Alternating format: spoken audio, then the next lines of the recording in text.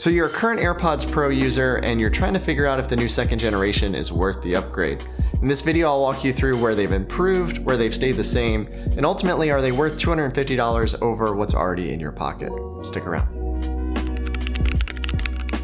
So when you first get the new AirPods Pro, you'll notice that the outer packaging is largely the same. Actually, these are the old ones.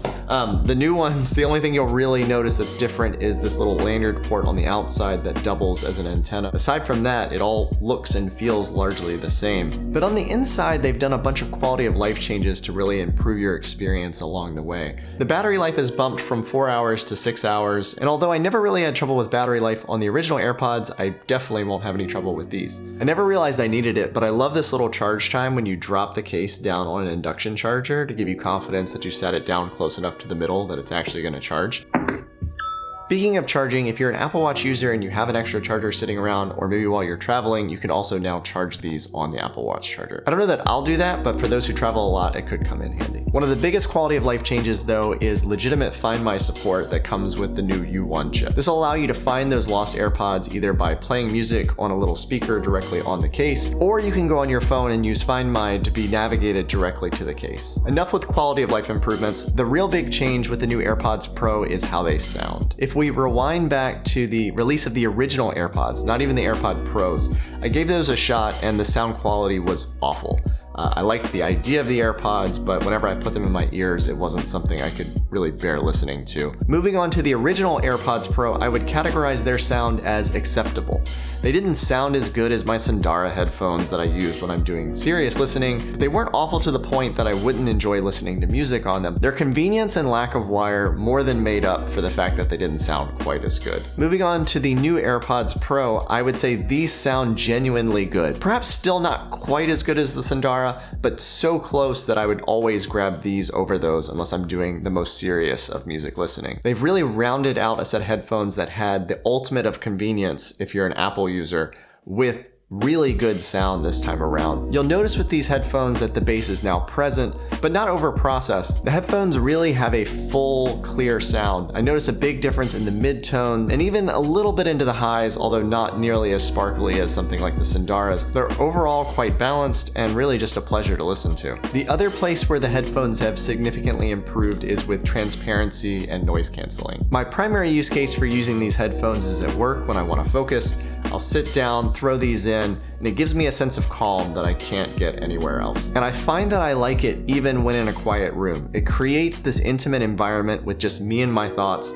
and leads to me getting pulled into fewer distractions, and ultimately I have better focus. It's probably the single best tip I have for getting into flow state. Find a good set of noise canceling headphones that are comfortable and that you enjoy wearing, and just go focus. The noise canceling on the AirPods Pro has always been good, but where the new ones have really improved is with their comfort for long-term listening. A lot of users will notice a pressure when listening to noise canceling headphones, and I definitely had that with the original AirPods Pro, but that is all but gone in the new AirPods Pro, and switching between noise canceling and transparency has no significant pressure difference, which is really great. Speaking of transparency, you can definitely tell that they improved the processing engine here. They claim 48,000 samples per second, and I kind of believe them. There are often times where I'm listening to transparency mode and I can't actually tell whether I have my headphones in or not. It's that representative of what the environment is doing around you. They also added this new feature called adaptive transparency, which allows you to hear the things around you, but if loud noises arise, it'll tone down just those loud noises in the mix. And it works really well. I was actually one of those weirdos who would wear the original AirPods Pro to concerts as an alternative to noise protection,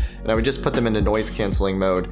And it didn't sound great, but it definitely left my ears less fatigued after a concert. I got to use the new AirPods Pro at a recent Landmarks and Miss May I concert. Even with the old AirPods Pro, I never really had any issues with them staying in my ears. But by being able to put the headphones into transparency mode instead of noise canceling, everything sounded crystal clear. And I still left the concert at the end of the night with no fatigue in my ears. I have no idea if this is actually legitimate ear protection, but for those who want to hear the show and not develop tinnitus, I found it as a nice happy medium. medium. The Bluetooth connection speed is also improved significantly with these headphones. I find that when I switch between my computer and my phone, it connects significantly faster than it did before, but it's not a wholly new AirPod experience that I was hoping for, and that's probably a good segue into my cons and wish lists. You'll still find that there are scenarios where you would expect the AirPods to be able to switch between your Mac and your phone easily, and just for whatever reason it doesn't. I find that oftentimes I'll be at work and listening to music, and I'll get a phone call and I'll accept that phone call on my phone, and for whatever reason the AirPods won't jump with me to the phone, and for the first 5 seconds or so of the call, the person calling me can't hear me and I can't hear them, and it's an awful little fumble. I also find it weird that if I answer a call and it doesn't switch to the AirPods, if I then try to switch to the AirPods, I also get that 5-second fumble where it won't switch and no one can hear. I was really hoping that that would get fixed with the new AirPods Pro, and hopefully they can fix it with firmware. The other connectivity issue along that lines that I also run into is if I'm listening to music on my computer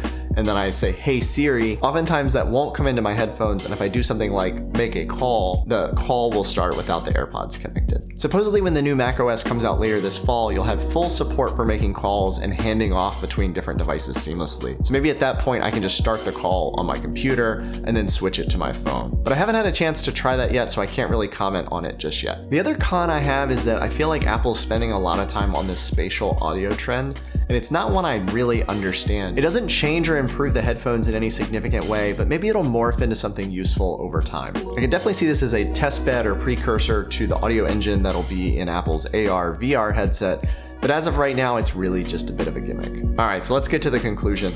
The new second generation AirPods are a significant upgrade over 2019's original AirPods Pro. If you are a daily driver of the original AirPods Pro or a working professional looking to focus, these are an easy upgrade in my book. I use these daily and I would recommend them to anyone in the Apple ecosystem. If you aren't using your AirPods Pro daily, or that $250 price tag seems a little steep, there's no reason to throw out your current AirPods Pro.